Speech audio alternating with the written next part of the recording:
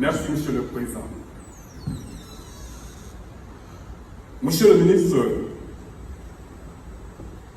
je vous avais dit en commission que vous êtes très mal placé pour être ministre de l'Intérieur.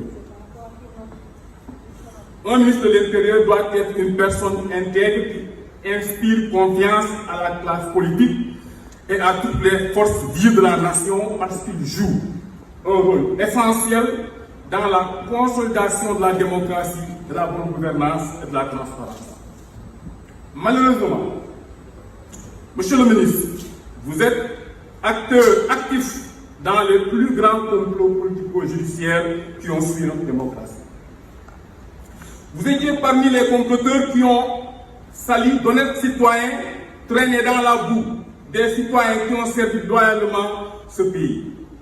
Vous étiez membre actif de ceux qui ont piétiné la démocratie, œuvré pour écarter Karim Meïssa Wade à la course à la présidentielle 2019. Encore vous, Monsieur le ministre, après avoir éliminé le candidat de la première force politique qui est le PDS, Karim Meïssa Wade, vous êtes envoyé dans une autre mission pour liquider et écarter un deuxième opposant, Khalifa Sall, en tant qu'agent du chef de l'État. Monsieur le ministre, certainement en guise de récompense pour avoir aidé Macky Sall à faire des simulacres d'élection en écartant les principaux adversaires, on vous a donné ce fromage comme ministre de l'Intérieur. Il est connu que vous êtes ministre de l'Intérieur pour un autre complot contre la démocratie. Mais je vous avertis, vous aurez les Sénégalais en face. Il est dit que vous aviez reçu 500 millions d'Abbas Jaber pour le sortir de la liste de la grille initiale et qui est devenu d'ailleurs votre grand ami avec qui vous passez du bon temps à Paris. Il est dit qu'actuellement aussi, vous êtes immensément riche avec un patrimoine immobilier et foncier très conséquent. D'ailleurs, votre ancien ministre de tutelle, Mimi Touré, membre actif de la CREI, a acheté récemment une maison à 1 milliard qui est dans l'eau. Je ne sais pas ce que vous en pensez. Je vous rappelle tout ceci parce que tous les autres membres du clan qui avaient comploté contre d'honnêtes pères de famille ont été rattrapés par l'histoire. Prenez l'exemple de Mimi Touré.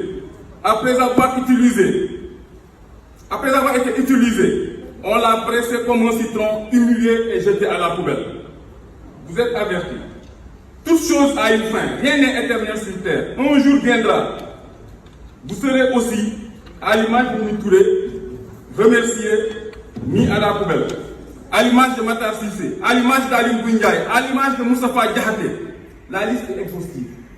Donc, tout acte que vous posez, posez-le dans l'intérêt du Sénégal et non dans l'intérêt d'une seule personne qui est Macky Sall. Je voudrais terminer par encourager la modernisation des AFP et des citoyens. C'est des citoyens et ils ont droit à un emploi décent. Je voudrais aussi féliciter la brigade des sapeurs-pompiers pour le travail colossal abattu. Malheureusement, il est constaté que les éléments de la brigade des sapeurs-pompiers ont tendance à quitter le corps pour s'engager à la police ou à la douane. Cela est dû aux avantages que les autres corps ont en matière de traitement.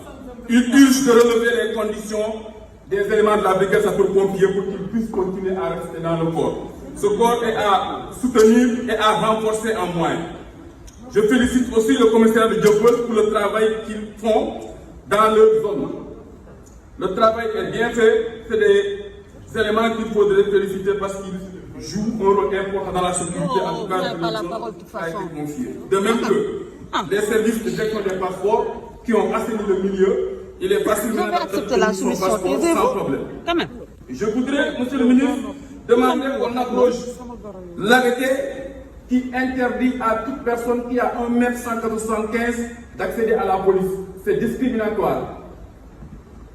Les citoyens du nord ou du centre sont des types sahéliens. Ils dépassent facilement 1,75 m. Par contre, mes parents du sud ou bien de l'est du Sénégal sont un peu de type guinéen. Ils dépassent rarement 1,75 m. Donc si on se base sur la taille, ce serait très discriminatoire parce qu'on voit des personnes qui ont été admises à, dans l'armée, une fois libérés, qui veulent faire la police, on leur dit qu'ils n'ont pas la taille nécessaire. J'estime qu'il faudrait abroger cet arrêté.